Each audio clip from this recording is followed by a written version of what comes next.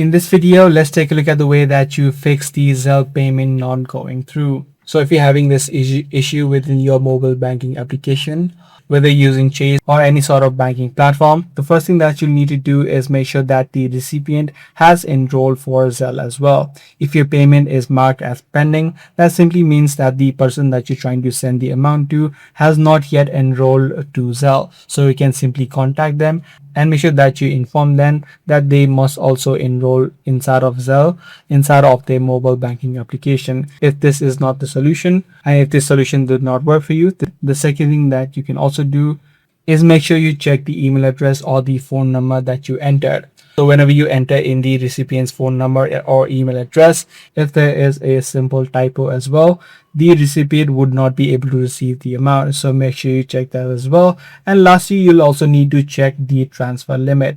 Every bank has a specific daily, weekly, or even a monthly Zelle transfer cap. So make sure you check your limit before you try to send any sort of money within the Zelle platform. Now, if none of these solutions are working out for you, the last thing that you can also try out is try to reinstall the mobile banking application onto your device. This ensures that any sort of bugs which may be causing the issue will also be fixed.